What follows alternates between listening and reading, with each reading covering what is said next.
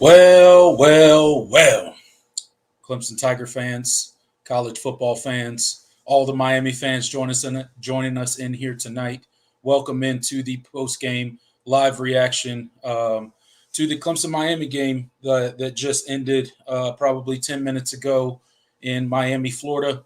And a lot of us saw a bunch of terrible play out there and a lot of things that we saw coming. Maybe not the score, but a lot of stuff that Clemson's put on the field so far. But before we get into the post-game live reaction, if you are not subscribed to this channel, please go ahead and hit that subscribe button for us. We would really appreciate it. Also, hit that like button for us. We got 59 people in the live chat right now. Hit that like button for us. Help us out. Help us grow the channel. Me and Jordan do a weekly show every Thursday, 7 p.m., along with these live reactions. So help us out. And let me go ahead and bring on my co-host, Jordan Bowman. Jordan, rough night for the Tigers. Not a fun game to watch at all. And I don't know. Have we lightened the bandwagon at all? Because that's apparently was our goal heading into the Miami game, according to one Dabo Sweeney. So I'm assuming the bandwagon is maybe a little bit lighter tonight than it's been in the past.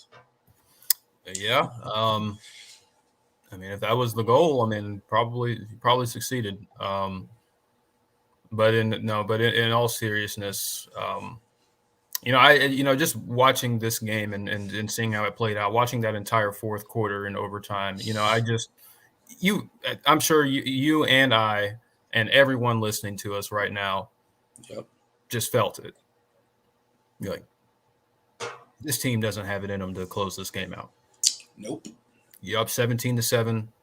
You've battled through all of these self-inflicted wounds, and you finally start putting some offense together. You get Jake Brenningstool involved. Cade is looking poised. You're not turning the ball over like you did in the first half.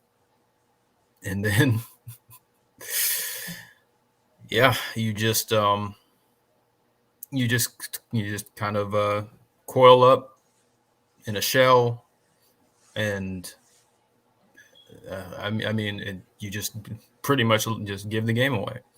Yep. Miami was by far the better team. They were better coached, specifically better coached. And that's the result you get. And it's just it's a microcosm of everything that we've seen this season. And I just, at this point, it's like, what can you do? I mean, you've taken your third, so I mean, this one isn't, hitting as hard as maybe the as maybe the Duke or Florida State post games did, but it's just kind of like well, I mean, this was kind of coming down the pipe. So how many more of these do we plan to do? And I guess that's up to Dabo on what how he decides to respond and what he decides to do. I am excited, sarcasm, to hear his post game press conference and hear what he has to say. But I'm just at this point it's like apathy has started to set in. It's just like, well, this is what this team is. This is what I can expect every single week here on out until until the off season, because I just and what's funny is this is not the first time that Clemson in recent history has started this way. I mean, if you go back to 2021, you drop that opener to Georgia, you lose in overtime on the road at NC State, a hard-fought game. And then you lose on the road at Pitt, and you're sitting at 4-3. This team is sitting at 4-3. I felt better about Clemson's chances to win the rest of their games in 2021 than I did this year, with a roster that on paper is better than what Clemson had in 2021. Yep. That blows my mind. I never thought that we would be here. But this is just the next step in a continuous decline that everyone has seen, that we all recognized was happening, but we all felt like, well, things can be done to stop and maybe reverse the slide and, maybe start to ascend back up. But as it stands right now, it's going to continue. It's going to continue. And, if I were a Clemson fan, I'm going to watch the team each week and support, hope they win. That's all Clemson fans can do. But there is not really much reason to have confidence. The offense is not progressing. It just isn't. It's a talented offense that scores because that scores at times because they have no choice to. Because the raw talent on the offense is too good to just not score at all. But this is not a good offense. It's not. Offensive line, terrible. Just terrible. I thought the wide receivers were fine for most of they gave you enough to win. Tyler Brown, I thought, played well. But Cade is I'm really struggling to see where it feels like every time we think that Cade has taken a step forward, things he reverts back. There were open receivers in this game that he missed. There were points where he escaped the pocket, made a poor read. There are times where he put the ball in danger, fumbled again. It's a recurring issue. He leads the country in fumbles. Clemson has 10 lost fumbles this season, and Cade has 7 of them. Yep. Yes, he does.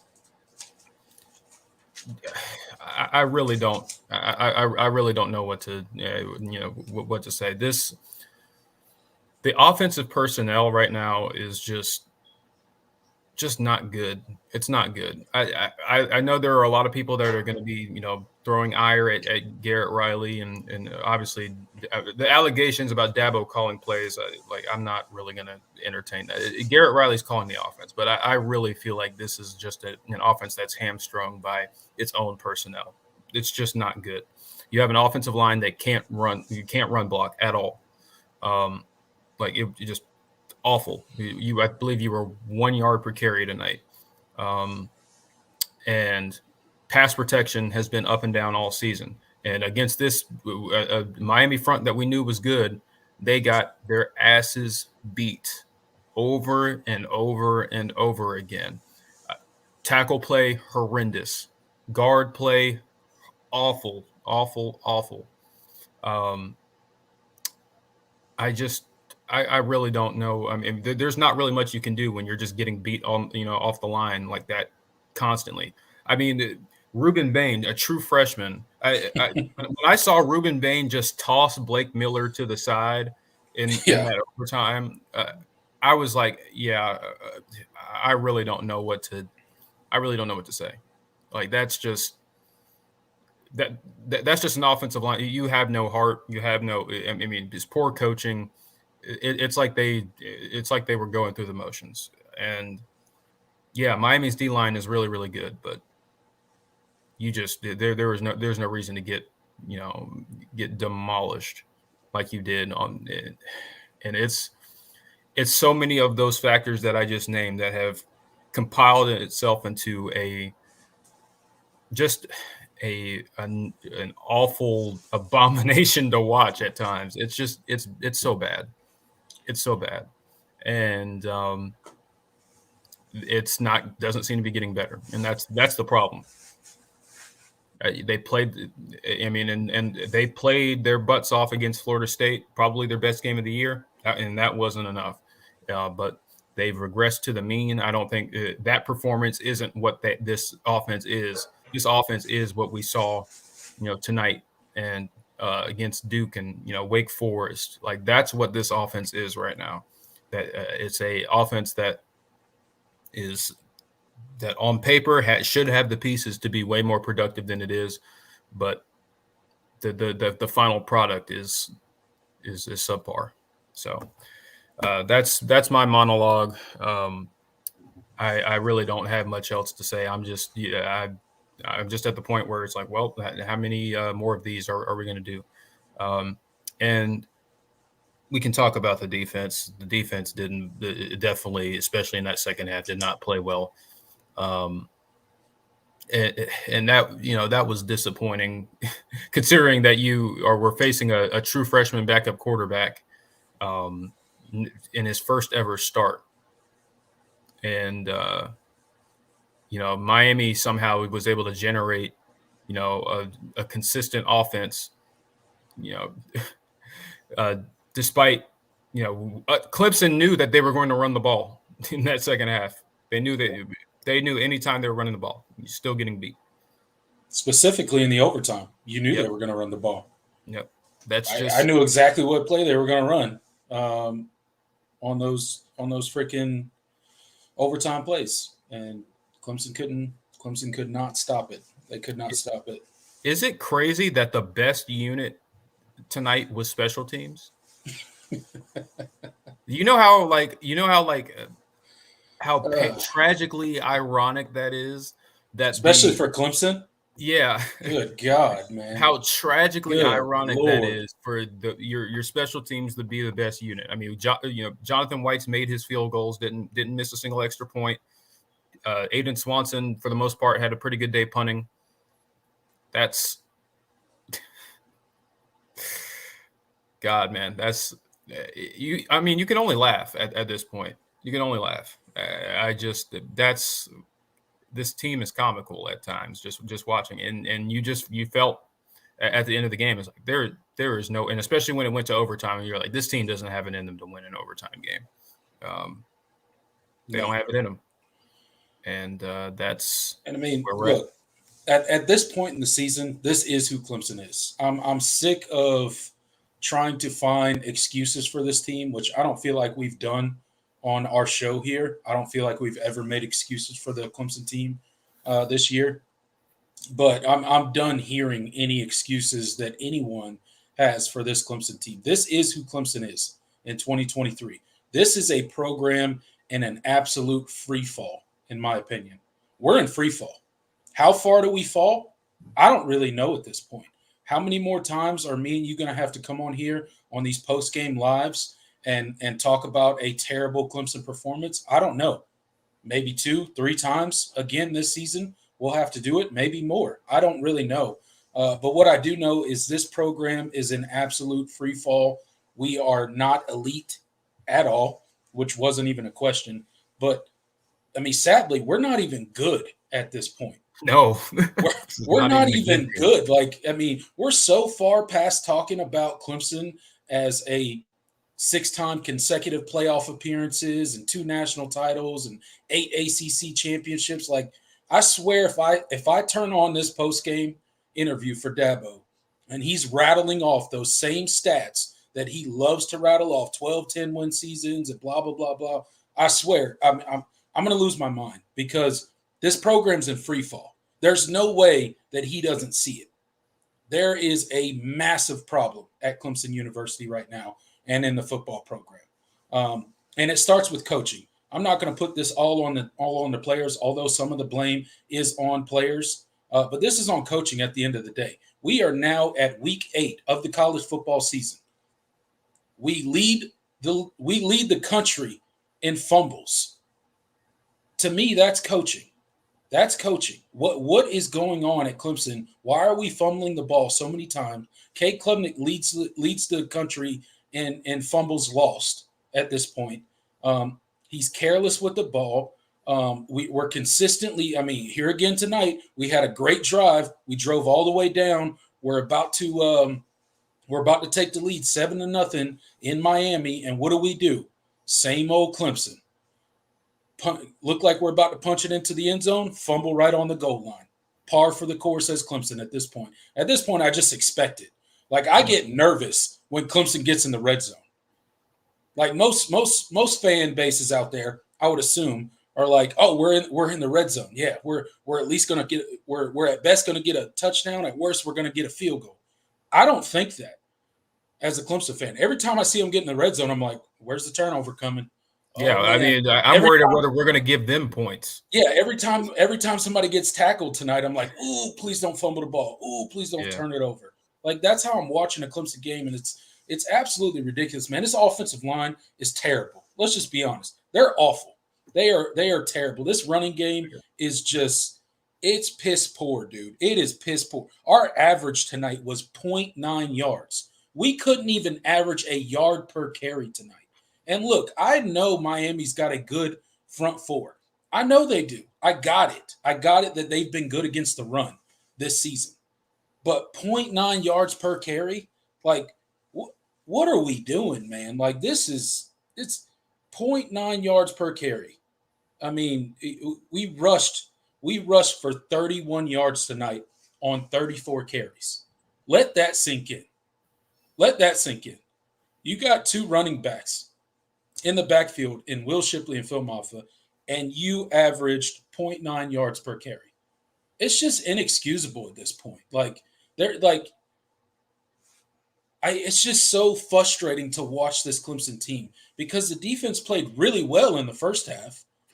But again, you can only ask the defense to stand up so many times. Eventually, they're going to break. And I saw it early, like probably mid-third quarter, heading into the fourth quarter. That Miami running game started to get going. And as soon as I started to see Miami's running game get going in the fourth quarter, I was like, oh boy, this ain't gonna be good. This is not gonna be good. And you saw in a Miami offense that played, not great for most of the game, but they started getting better as the game went on. And Clemson's offense was the opposite. It got worse as the game went on. And shout out to Jake Brenningstool. He had a great game. Shout out to him, his coming out party or whatever. He had 2 touchdown catches. He doubled his total touchdown catches for the season. So, I am happy for him. But I think he doubled his total yardage for the season. He did double both. Yeah, his total yardage and his total touchdown catches. He kind of had a coming out party. So I do want to give him his flowers on this stream. But at the end of the day, this program is in free for all right now. We are in a free fall. I don't know how far we're going to sink. We may end up near the bottom of the ACC by the end of the season. Like, let that sink in. Yeah. So I don't want to hear about 8 ACC championships. I don't want to hear about it. I got no interest in it. Okay, there's a serious problem with this Clemson team. There need to be staff changes. Clearly, stuff is not working. I'm not calling for anybody's specific job. I don't tend to be the person that likes to do stuff like that. But there's got to be drastic changes in this Clemson program because it ain't working. We are on now season 3, and this might be the worst of the 3 by the time we're done with it. I don't know how many losses we have left. And it's just, you can only ask the defense to do so much. Yeah, I know the defense didn't play great in the second half, specifically the fourth quarter. But at the end of the day, they played well enough for us to win the game. The offense can't get it done. The offense just can't get it done anymore. The defense gets no help. So I'm not going to come out here and attack the defense and demonize the defense and be like, oh, well, they should have played better in the fourth quarter. Well, damn, the offense should have put up points in the first 3 quarters. Where were they at? The offense is terrible for this team.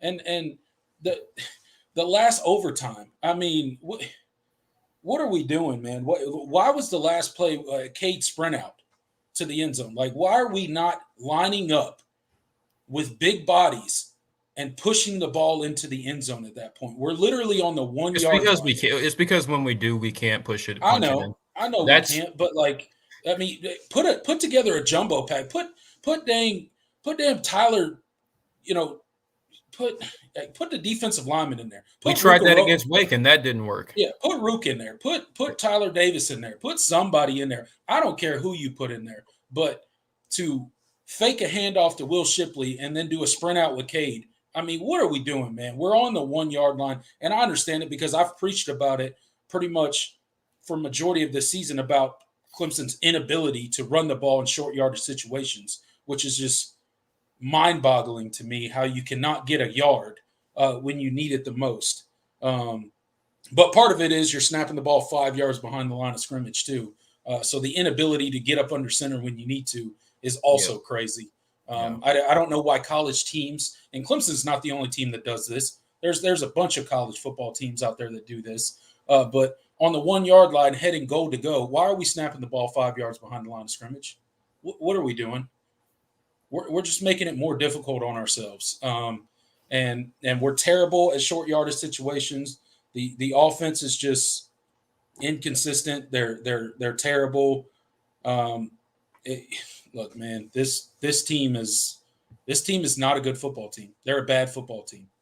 And we got a long road to go because our schedule, if you look at it, we got several more losses on the schedule if we continue to play like this. And I have no reason to believe that we won't continue to play like this because we're 8 weeks into the season. Why would suddenly it all click together now? We just came off a bye week. You saw the product that we put on the field. We just came off a terrible performance against Wake Forest. We went into a bye week, and we just had a terrible performance against a Miami team that had a freshman backup quarterback in. I don't know what to say about this Clemson team anymore, man. I really don't. I really don't.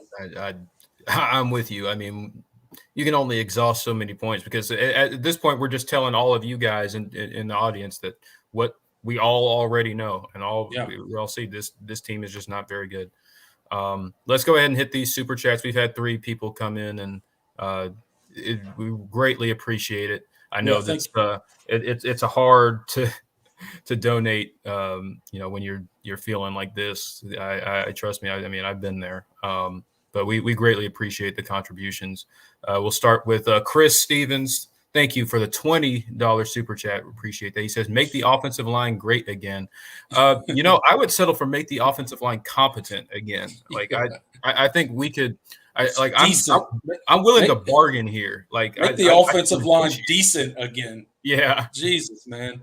I'm willing to negotiate. Like, we can barter a little bit because shout out to you, Chris Stevens, for the $20 super chat, man. That's amazing of you. But I mean, again, tonight, look, we play musical chairs along the offensive line. Like, I mean, it's the same song and dance we've been doing this entire season. We talked about it last week's show. in the bye week about, hey, maybe, we felt like we maybe found something in the second half of that Wake Forest game. Apparently not. Apparently we didn't find anything. Nope. We just found more of the same is what we found. We Just found trotted out the same lineup we've been rolling with for fool's gold.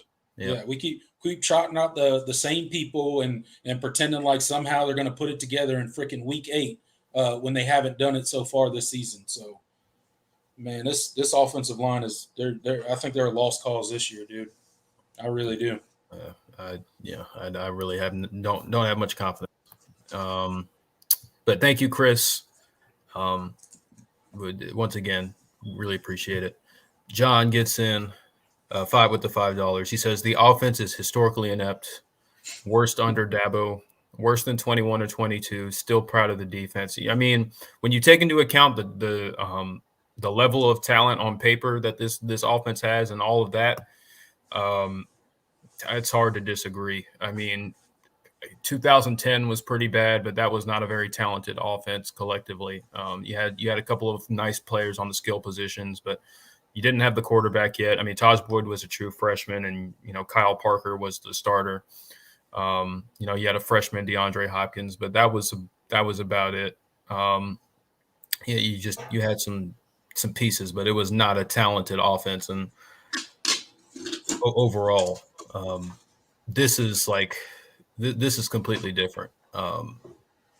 No, this is not the most talented Clemson has ever had on offense by any means, but they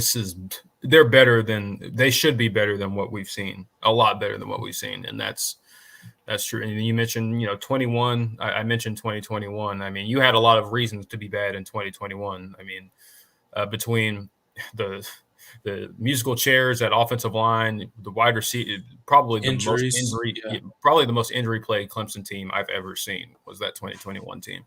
And DJ, he was struggling and he was playing injured for most of that year.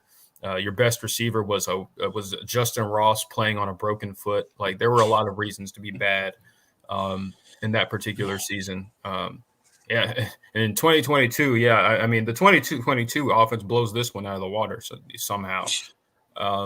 Which is crazy. They were much better in the red zone. The self-inflicted wounds, while they were there, were not to this degree, not even close to this degree. The running game was pretty consistent for the 2022 team. Yeah, I mean, you got, man, this is it's bad. Still proud of the defense. Yeah, I mean, I was critical of the defense, and I thought, I was kind of disappointed in kind of how they finished, but it shouldn't have mattered at the end of the day. It shouldn't have mattered. If your offense could punch it in the end zone, not turn it over 3 times in the first half, you build up a nice lead. Those things don't happen. It doesn't matter if Miami finds the end zone or, finds a running game when the game is out of reach. But the game was within reach, and it's just unfortunate. But thank you again, John, for the $5. And then Steel Gamble gets in with $5. He says, pathetic team, equally pathetic staff, quickly losing patience with Dabo. Hashtag 1.5%. I like it. That's funny. Yeah, I mean, I feel you, man. It's hard not to be exasperated with, what we've seen. I mean, this is, there's a lot of sentiment about it. It's like, Clemson has been worse in the past. And it's like, well, yeah, I mean, obviously, I mean, this isn't, Tommy Bowden, Tommy West years, but this team sort of reminds me a lot of a Tommy Bowden team, but Tommy West, I guess, in particular, we might be heading back there pretty soon. So yeah, I mean, things have been worse, technically. But when you consider the amount, the prestige that Clemson had built itself up to, the amount of talent that, the way that they've recruited over the last, decade, this is underperform. This is like all-time levels of underperformance right now. I really am not sure how many more wins this team has. When you look at the schedule, every game seems losable. Even the teams that you think are quote unquote bad teams, like NC State and Georgia Tech, you still have on the schedule. But I can't even chalk those up because I know that a performance like this, or a performance like Wake Forest, or a performance like Duke, like those performances are in this team and honestly outnumber the good that we've seen and outweigh a lot of the good we've seen. And that's the scary thing. I mean, if you're 4-3 right now, I mean, even if you win the 2 games that you will be favored in, I mean, you'll probably be considerably favored in, like in NC State and Georgia Tech. Where are the other wins? Like, I mean, you still have to play Notre Dame, still have to play North Carolina. I know South Carolina didn't look good today, but this team can absolutely lose to South Carolina. This team can lose to anybody. Yeah. I wouldn't pencil in a win for this team against anybody right now, and I'm being dead serious. Like I'm not even joking. I can't pencil in a single win for this team past this point. They can lose to anybody. You saw them do it tonight. Look how careless they are with the football. If you do that against NC State, you think you can't lose? If you do that same thing against Georgia Tech, you think you can't lose? Of course you can. Clemson's not that good. Specifically on offense, they're not that good. So we can literally lose to anybody this season. Do I think we lose out? No. But at the end of the day, I can't pencil in a win in full confidence for this team at this point. All I know is say goodbye to that 10-win season streak. It was fun while it lasted. Well, thank God we don't have to hear about that no more. Yeah. He can't pull that stat up out of his bag anymore anytime he gets criticism. And frankly, I hope one of these reporters have enough courage or whatever you want to call it to ask Dabo about that comment, those comments that he made earlier this week in this post-game press conference. I hope one of them does it. Maybe it's a Miami reporter. I don't care who it is. I hope somebody brings it up though. Yeah. I hope they bring up the bandwagon. He has to know it's coming. Like it better come. These reporters better ask it because I want to hear the response. And we said it now, and you know it. There were people that thought he's like, oh, people were taking his words to heart too much and taking it too seriously. Okay. No, that's your head coach. That is something you should never want to hear your head coach say, whether it's in jest or not. Maybe we should lose a few more games, and to say that when you know that your team is struggling, and against a team that you absolutely can lose to, like you're just setting yourself up. And I see what opposing fans say. It's like Dabo's, for everything great about Dabo, the one thing that's been pretty consistent throughout his career is his ability to set himself up to put his foot in his mouth. Yep.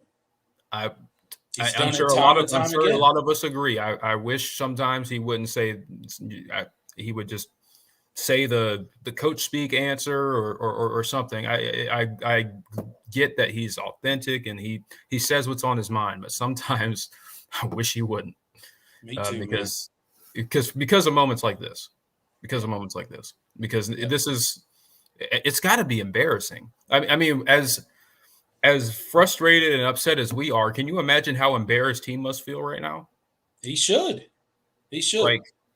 And he should have to stand in front of a camera, in front of a microphone, and answer for those comments. Yeah. He should have to answer for it because you said it, and you shouldn't have said it. And then you tried to play it off later on in another weekly press conference about, oh, well, I guess we can't joke in today's day and age. No, Dabo, stop it. Everybody knows that was a fan call-in show, and you got your feelings hurt because he challenged you and asked you some tough questions. And Dabo's got to look, I love Dabo Swinney. I don't want to see him go away from Clemson at all. He built Clemson to what it is. So don't misconstrue any of my comments here. But at the end of the day, Dabo's got to get over this pride issue every time somebody comes to him with some tough questions or some criticism. He's letting his pride destroy Clemson's program right now. There are some legitimate concerns about this Clemson program, and he needs to go look in the mirror and figure out how to correct it, because that's why he gets paid $10 million a year. You get paid $10 million a year to make the tough decisions, fire who needs to be fired, make the changes that need to be made, whether they're comfortable or not. No one asked you if they were comfortable. You get heavily compensated to do it. And that's what he needs to do. Get over the pride, get over this kind of defensive front that he puts up every time he's criticized, and just look in the mirror and be like, hey, this ain't it. This is not what I built. I need to do some self-correcting here. I need to correct the direction of this program. It just and it's crazy to just see the change in the messaging, after the losses. Like that's my thing. It's like, obviously you can't go into every season, and think you're going undefeated. I mean, you want your team to believe that, obviously, and that's the type of mentality you want to have. But obviously you shouldn't hold yourself to going undefeated every single year. And when he says that, I totally agree. I mean, the fans should not expect to go undefeated every year. But there should be a baseline level of play when you have done when you've accomplished what you've accomplished, when you've raised the program to the point that you've raised the program, to where when you're not meeting that, you shouldn't bristle at people holding you to it and holding you to those expectations. This is not anywhere close to. There were pre-national championship teams that are miles better than where this team is. Yeah.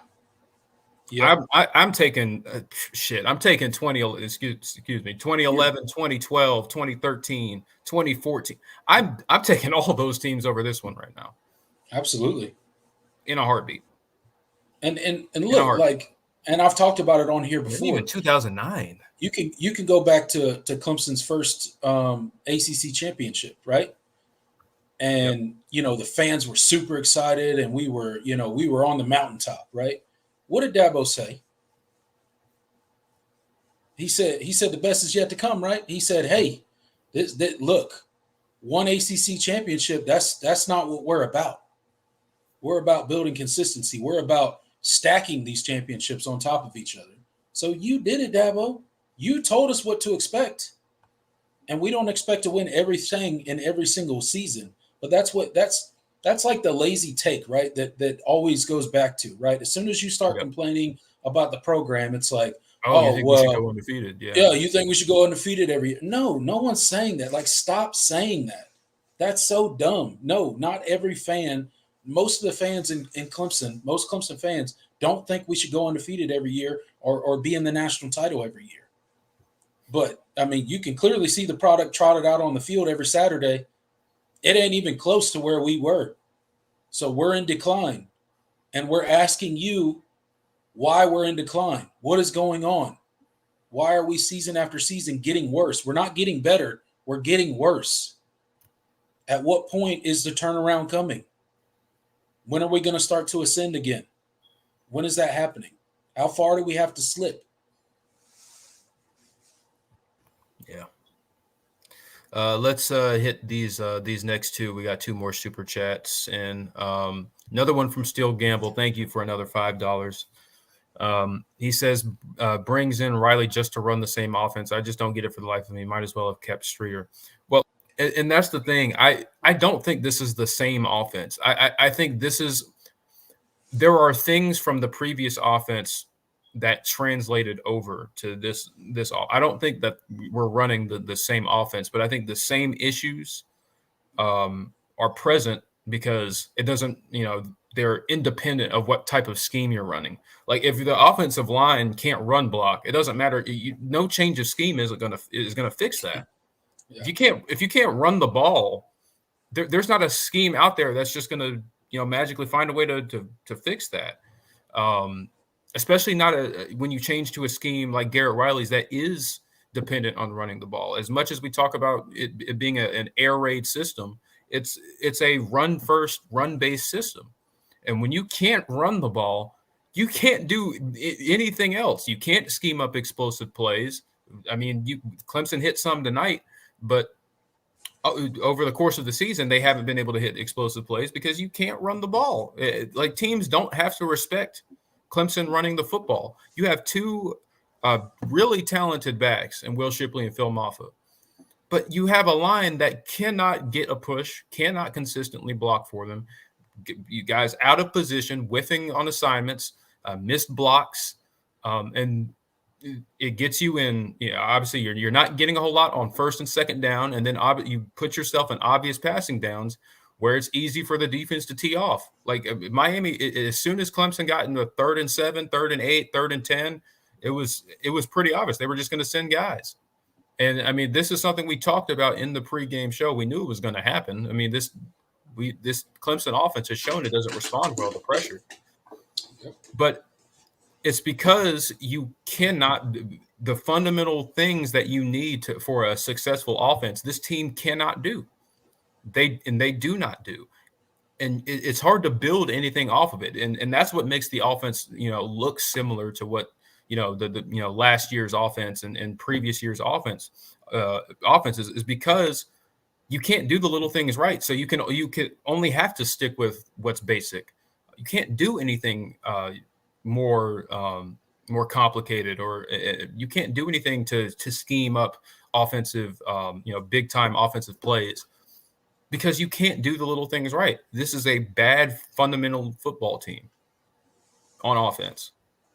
They're just bad. It's not good, and you can't do anything else. And I think that's the problem. Like I understand, and like I said, I understand the ire at Garrett Riley, and obviously there were a lot of things that happened tonight that I obviously falls on him, and from a play calling standpoint. But at the end of the day, he's hamstrung.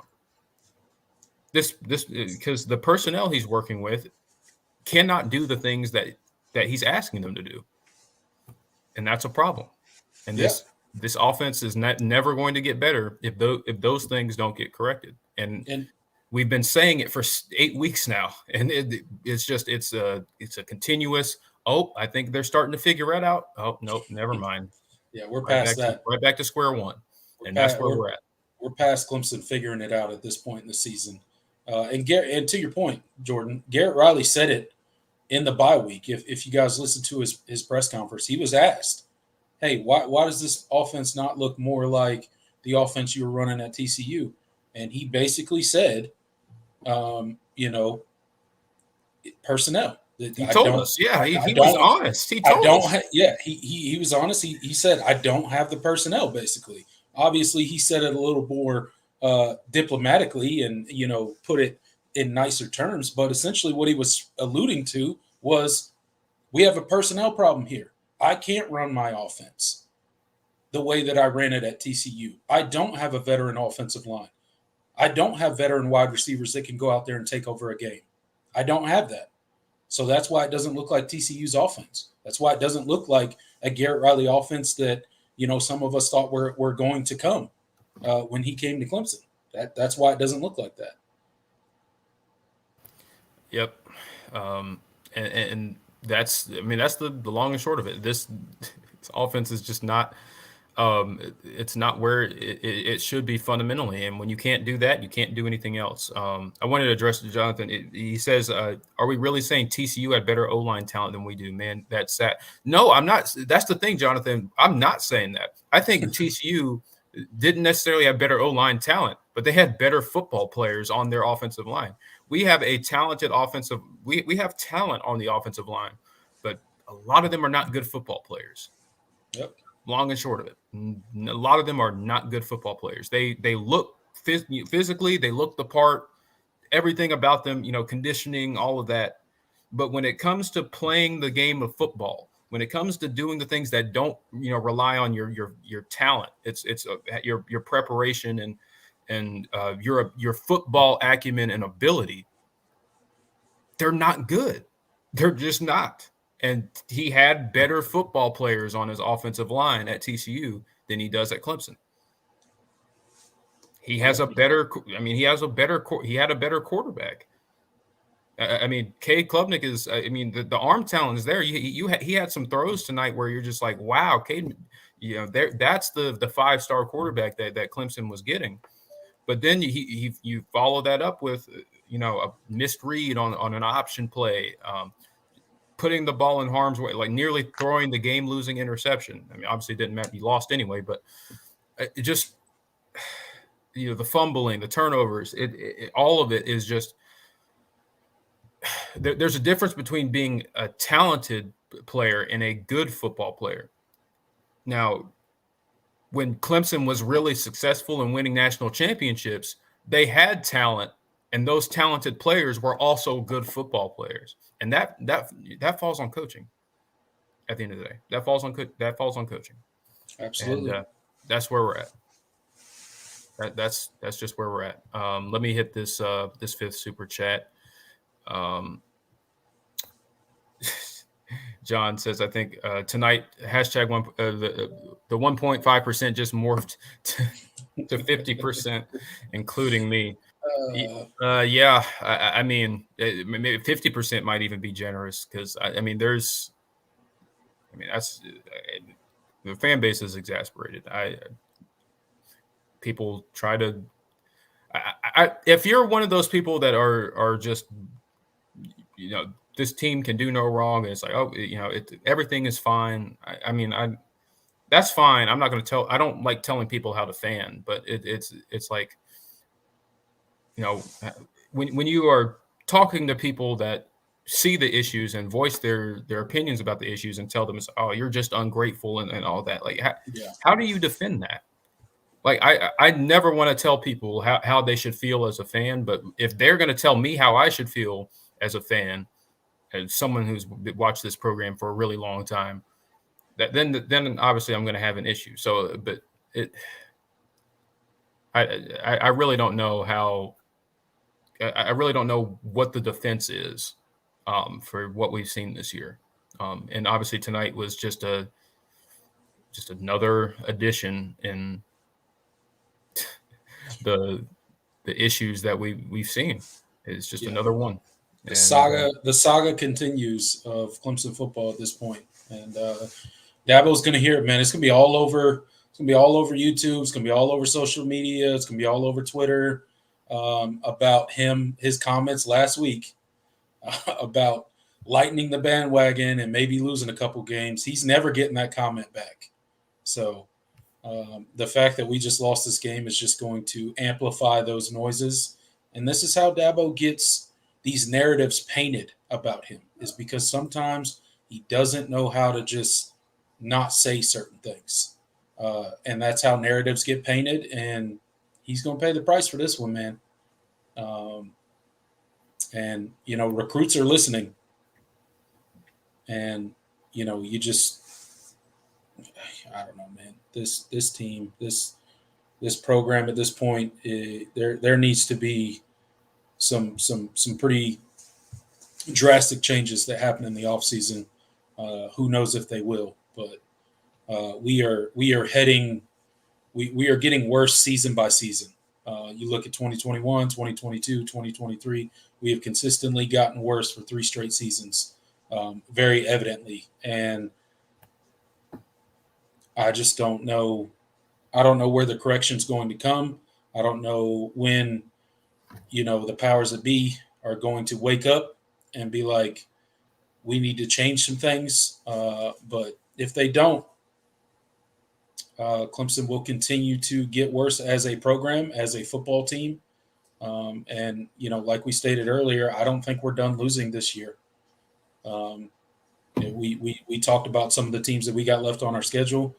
I can't pencil in a single win, and Georgia Tech's on our schedule. I can't pencil them in either. So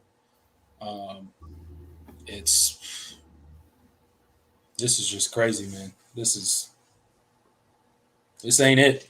This ain't it. I can tell you that. Yep. But congratulations to all the Miami fans in here. Congratulations to Miami football team. You guys came out. You were the better team tonight. You came away with the win with a backup quarterback and all. So shout out to you guys. We got 304 people in here right now. Thank you guys so much for tuning in to our post-game live. We really do appreciate it. Me and Jordan do this after every single Clemson game. We also do a weekly show every Thursday at 7 p.m. So if you're not subscribed to this channel or you haven't seen us before, please go ahead and hit that subscribe button for us. Hit that like button for us because it helps us out on these live videos. And then come hang out with us on our weekly show because we do that every single week, and we talk about Clemson football and college football and all that good stuff. So. What's really sad about all this is, they kept talking tonight about how Dabo was trying to surpass Frank Howard as the winningest head coach in school history, and it just sucks that we're not really gonna. Whenever he does pass it this season, I mean, obviously, I don't think Clemson's going to lose out, so I think he's going to pass it. Right. But when he eventually does do it, like, it's going to be the most empty thing ever. Like, it's going to the feeling that we're going to get should be like, it should be a celebration of everything that Dabo has accomplished at Clemson. But it's going to be like overshadowed by just the pit in our stomachs that we feel from how this season has played out and just how overall the program has trended the last few years. Like, and that sucks because, don't get me wrong, I will always appreciate what Dabo Swinney has brought to Clemson football. He's taken this program to heights that when I was a kid, I never would have imagined. Yep. But at the end of the day, when you are not doing the things that brought you, to the mountaintop, and continuing to do the things that maybe once did bring you to the mountaintop, but now are hindering you from getting back there, it's like it's hard to feel happy and positive, like, going forward, because at the end of the day, we can't all just live in the past and just be like, oh, the good times were the good times and all that. Like, that's fun and good. We can all reminisce. But things didn't have to play out this way. And nothing lasts forever, but things did not have to play out the way that they've played out. This was so avoidable in so many ways. Just not just this game, but this season was so avoidable in so many ways. But there were a lot of decisions made along the way, not just by Dabo, but primarily by him, that have put Clemson in the situation it's in now. And that's where we are. Yeah, I mean, look, like I said before, he's got to look in the mirror and he's got to realize the changes that need to be made. College football is a very fluid sport, and it's always changing, and it's changed so fast in the past 5 years with the addition of the transfer portal as we know it now, and NIL, and the way that recruits are being recruited, and the way that money is being handed out, in the way that you have to re-recruit your roster every single season because of the transfer portal. When the offseason hits, college football looks completely different now than it looked 3 to 5 years ago, and Dabo's going to have to change and adapt with that and find his new groove. And I hope that he's starting to see that. The things that brought us championships in 2016 and 2018 are no longer going to work. You have to evolve. You have to adapt. And I know Dabo knows that, in his mind, but he really has to start believing that. He talks about reinstalling the football program every single offseason. So, and he's been a corporate guy before, and he's been in business before, so he knows. And I've heard him say it on interviews in the past that if you're not building, then you're dying, right? You're regressing. So I know that he knows all these things that we're talking about, but he's just got to put his mind to it and make the changes that make sense for this Clemson football program, right? And it may not look like everybody else, but there are changes that need to be made. And I believe that he can do it. He's just gotta make the changes. So Yeah, it's not over for Clemson unless Dabo decides it's going to be over and either go somewhere else or continue to do the things that we've been doing.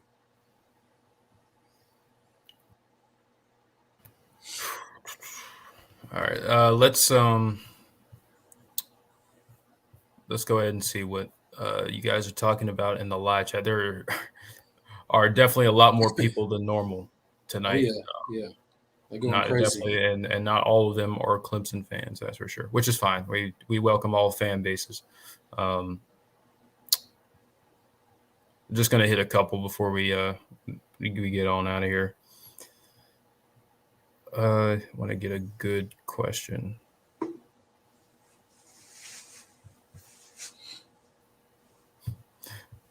The Georgia man, did Dabo purposely lose this game?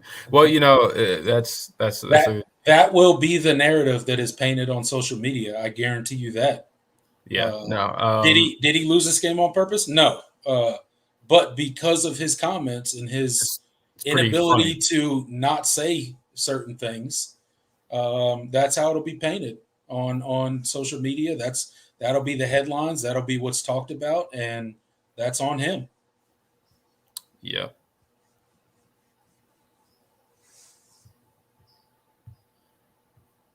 Yeah, WB2DX gets in. He says, riddle me this, Batman. How is it the Clemson defense only touched Miami's quarterback just 4 times all game? Yeah, this was not a banner day from the defensive line as far as getting pressure. I mean, I know not having Xavier Thomas definitely hurt a little bit. Maskell went out too. Yeah, Maskell going down at times. But, I mean, at the end of the day, you should have – I mean, they played well enough to win. Yeah. But yeah, that was disappointing, especially since you're playing a true freshman quarterback that in his first start, like just the football 101, defensive coordinator school 101 says you send pressure because young quarterbacks typically don't handle pressure very well. Yeah, I mean most experienced quarterbacks don't handle pressure very well, but especially true freshmen. But and they did it sometimes, but other times they sat back and only rushed 3 or and that was didn't love that third and what was it? They gave up a 3rd and 20, 3rd and 17. It was something like that. Yeah, that went over the middle to Colby Young. That was inexcusable. Like you can't give that up. You can't give that up. And it's because you sat back, you dropped 8, instead of just taking the chance and getting off the field. Yeah, you should have just blitzed him, sped up his clock, and he probably would have thrown it away or got sacked. Yeah. Skill Gamble gets in with $5. He says, every time we run slants over the middle, we pick up chunk yards, big plays, and then we get away from it for the rest of the game. Zero awareness. Yeah, there were definitely plays to be had over the middle for sure. And to Garrett Riley's credit, he called some of them up, and K just didn't hit them. I mean, there's not much you can do if you dial up a play to attack you dial up the right play to attack whatever defense you're facing, and your quarterback just misses them and doesn't, whether it's a poor throw or he just doesn't throw that direction. I mean, there's not really much you can do. There were open guys. I mean, even beyond the plays that Clemson hit, there were wide receivers and tight ends getting open, and K just didn't hit them. And that's it's long and short of it. Yep. Let me see.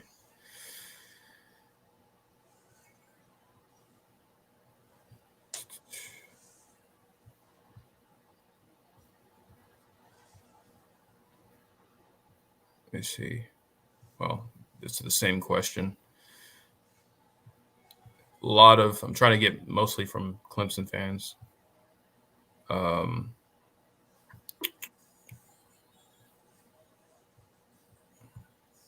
Tigers gets it. XT was out because of rule violations. Yeah.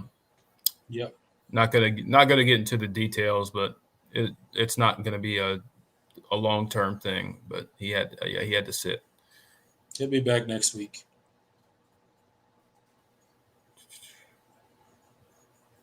Hopefully, talking about players that went out, Antonio Williams went out. We never saw him back in the game, so Yeah.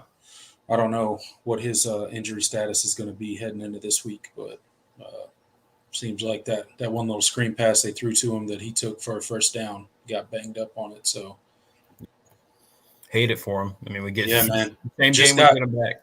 Just got him back. Didn't get to play very much. Yeah. Do you guys see Clemson losing any major player in transfer portal / recruits this season or the offseason because of this season? I'm not going to rule it out. No. It wouldn't surprise me. It definitely wouldn't surprise me. I don't have any inside info or know of any guys that would, that are thinking about it at this current moment. But honestly, at this point, I'd expect at least one or two, not just like, I mean, obviously you're going to have like, rotation guys and people buried on the bench, transfer out, but starters wouldn't surprise me if Clemson lost a starter or two. I don't want that to happen necessarily, but that's definitely I wouldn't put it off the table. Let's see.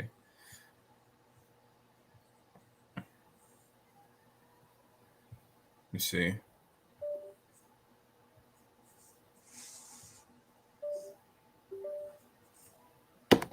Let me just unplug this. John gets in. He says, some social media chatter that Dabo said, I don't have the answer. I'm sure is a selective quote, and there were more words, but still. Well, I won't comment on it until I've heard the whole thing. I'm not going to enjoy listening to it regardless, but I do want to be fair to to when like I always try to be fair when I'm quoting people and, when I discuss what things people have said and make sure I've seen the actual clip and the full context of what they were saying. But, if he did say that, definitely it's telling to a degree. Yeah. Double, I don't know how to dub EA City. I don't. It's probably double a city. Do you guys think that Clemson can make the playoffs in 2 years once they build up a good team like how Dabo wants to do it? I mean, I don't know. I really don't know. I really don't know because the landscape of college football, I think, has changed so much. I don't know if you can still build a team in that way anymore. I mean, before, there were teams like, there were teams like your Alabamas and stuff like that that would just reload every single year. You knew they were going to be towards the top. And then there would be other teams that, every 4 or 5 years they would, they'd get a group of seniors together. They'd have a really, veteran team and they'd make a run. I don't know if that's possible in today's college football with, kind of the transfer portal and the landscape of things and NIL and just how much it's changed in the past few years. Like, I don't know. I don't know if you can build college football teams like that. I'm not sure. Yeah, I couldn't tell you. I mean, I guess, considering, the expanded playoff, I mean, the bar to get into the playoff is definitely going to be lowered to a decent degree, but I don't know. I mean, Clemson is currently unranked doing things the way they're doing. We wouldn't make a 12-team playoff this year, so yeah, that's for sure. So currently, no, but we'll see. We'll see what changes are made for Clemson.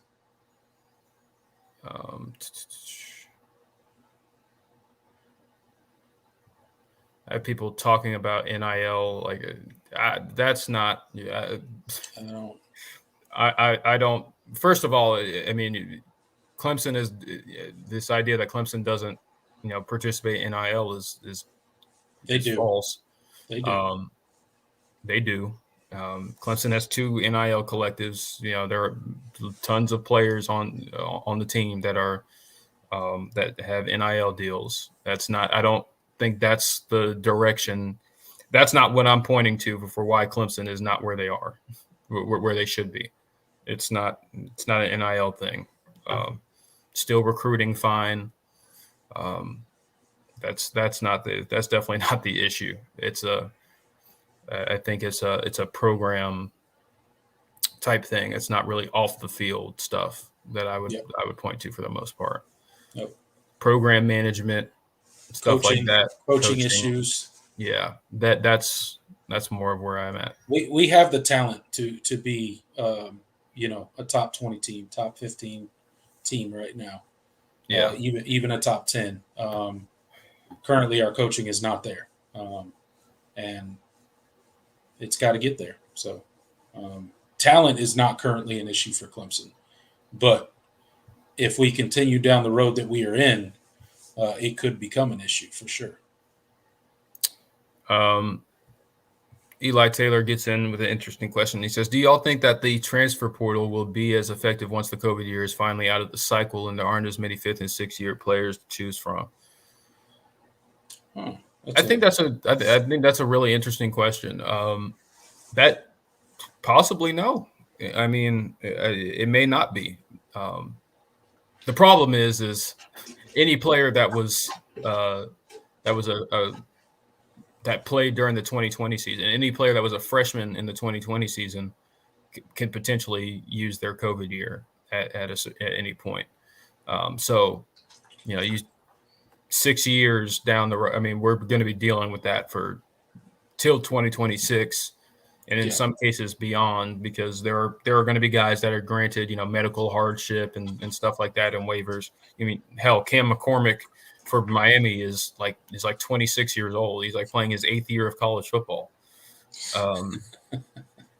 That's crazy. That is crazy. I mean, those will be fringe examples. That's not going to be widespread like it is.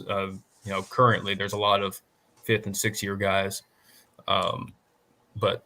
That's still going to be a factor for a decent bit longer. I think there's another part to that, because I think the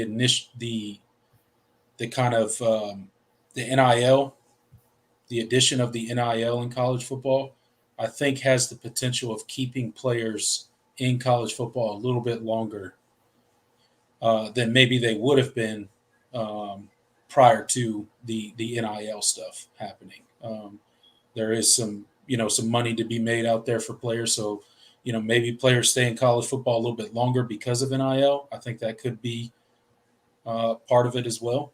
But who knows, man? College football has changed so much.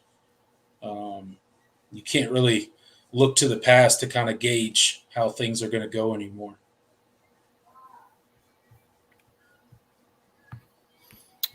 Double the City gets in again. This will probably I'll take a couple more and then we can go ahead and wrap it up. Do you guys think the coaching staff needs to change? It feels like they need to get an experienced staff. This season has been full of mistakes by Clemson, mostly of the coaching staff. Well, yeah. Those of you, I mean, the majority of you listening right now are definitely not regular listeners. But we've been on record saying that this is the inexperience of the coaching staff can't be ignored when you're wondering why Clemson is where they are. I'm not going to call for people's jobs or anything like that, but at least not outwardly. But something's got to give there, because the message that we're receiving from Dabo, he's talking about the staff is as good as it's ever been. Yes, those were words he said this week. You can look it up if you don't believe me. And that's not out of context. That's what he said it. No, it's not. It's definitely not. Definitely not. It's pretty evident that it's not. A better staff would get more out of this group. I 100% believe that. Yep. A lot more out of this group. You can really list like any coaching staff in the top 25 pretty much And I feel like they would do a better job with this group. This is not an untalented team to the point where you should be as bad as you are offensively. It's just not the case. All right, last one. Right. Let me see.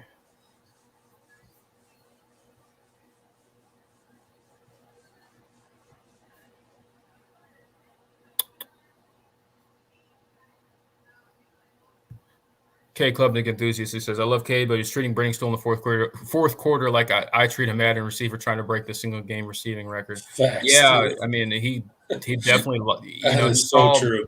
Briningstool having success and getting open, and that was great to see. But then he just locked onto him. Honestly, the throw on that third down on the final drive of regulation, that was the right throw. It was bad, just a bad placement.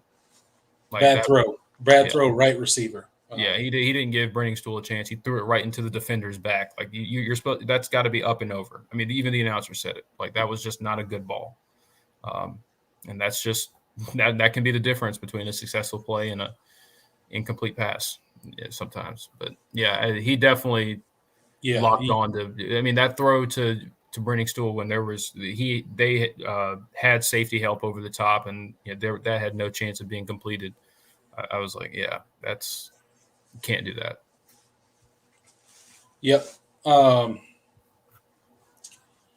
Yeah, man. I think that'll do it for us tonight, man. So that'll be our post game live. Again, Clemson falls to Miami 20-28.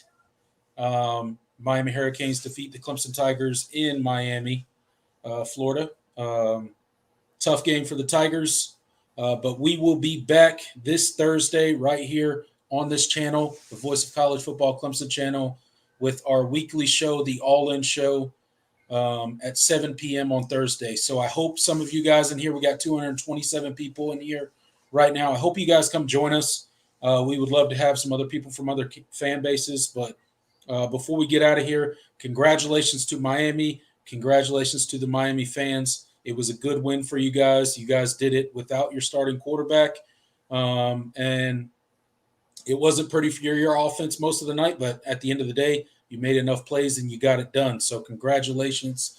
And until next time, we will see you guys Thursday, 7 p.m. I'm Tiger Paul Craven. He's Jordan Bowman.